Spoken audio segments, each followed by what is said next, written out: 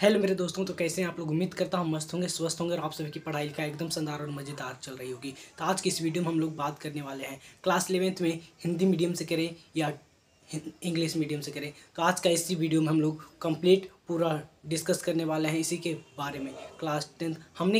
हमने अपना class 11th और 12th कौन से मीडियम में किया है, क्या वो हिंदी में मीडियम में किए हैं या इंग्लिश मीडियम में किए हैं, और आप सभी को कौन सा मीडियम में करना चाहिए, हिंदी मीडियम में करना चाहिए या इंग्लिश मीडियम में करना चाहिए। इसी टॉपिक पर आज हम लोग विस्तार से इस वीडियो में बात करने वाले हैं। तो हम बात करते हैं जो स्टूडेंट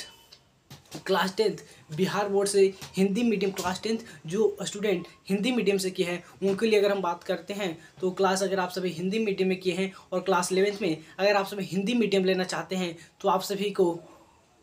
एक बात हमेशा याद रखना होगा। अगर क्लास 10th अगर आपने हिंदी मीडियम से किया है और क्लास 11th आप इंग्लिश मीडियम में जा रहे हैं तो आप सभी को 2 से 3 महीना बहुत दिक्कत का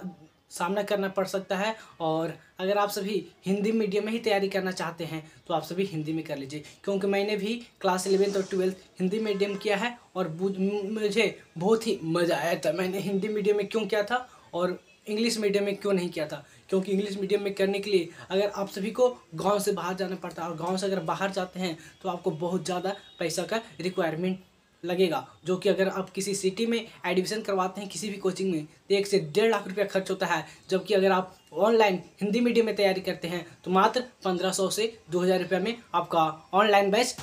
स्टार्ट हो जाता है। तो मैंने भी वही किया था। मैंने क्लास 11th में हिंदी मीडियम में अपना क्लास 11th को स्टार्ट किया था और 12th बोर्ड भी हमने हिंदी मीडियम में से दिया है और मुझे बहुत अच्छा भी लगा और मेरे हिंदी मीडियम में अच्छा मार्क्स भी आए थे मेरे 12th बोर्ड में भी, और क्लास 10th में भी मेरे अच्छा परसेंटेज बना था। और इसी हिसाब से मैं कह सकता हूँ कि आप सभी क्लास अगर 11th में आ रहे हैं, अगर आप सभी हिंदी मीडियम से तैयारी की हैं तो आप सभी हिंदी मीडियम में ही इसको कंटिन्यू करें। अगर आप सभी class 10th 11th Hindi medium से करते हैं तो आपको बहुत बड़ी प्रॉब्लम्स का भी सामना करना पड़ सकता है। अगर आप सभी नीट और जेईई जैसे एग्ज़ाम्स को 12th के बाद देना चाहते हैं तो आपको थोड़ा मोड़ा दिक्कतों का सामना भी करना पड़ सकता है, क्योंकि क्लास जो नीट और जेईई के जो एग्ज़ाम्स होते हैं उसमें अगर आप सभी डॉक्टर की पढ़ाई करते हैं तो उसमें आपको इंग्लिश मीडियम में सारा वहाँ पर पढ़ाई होता है। अगर आप सभी नीट जैसे एग्ज़ाम्स को क्रैक करने की इसलिए सोच रहे हैं तो आपको क्लास 11th में इंग्लिश मीडियम ले लेना चाहिए, और क्योंकि ताकि आपको आगे की पढ़ाई करने में आपको आसानी हो। मैंने भी मुझे भी बहुत सारा मुश्किलों का सामना भी करना पड़ रहा है, क्योंकि मैंने क्लास 11th और 12th हिंदी मीडियम से पढ़ाई किया था और जब मैं अब इंग्लिश मीडियम में पढ़ाई करता हूँ मुझे बहुत दिक्कतों का सामना करना पड़ता है। तो इसीलिए मैं आप सभी से कहना चाहता हूँ, अगर आप सभी नीट और जेईई जैसे एग्ज़ाम्स को बड़े एग्ज़ाम्स को सपना देख रहे हैं तो आप सभी क्लास 11th में इंग्लिश मीडियम कर लें तो आपके लिए बहुत ही शानदार हो सकता है। और अगर आप सभी ऐसा भी एग्ज़ाम को तैयारी नहीं करना चाहते हैं तो आप सभी हिंदी मीडियम में तैयारी करें। और हिंदी मीडियम कोई ऐसा चीज़ नहीं है, मीडियम से कोई आपको नॉलेज से मतलब होना चाहिए और वो आपको नॉलेज हमेशा कहीं ना कहीं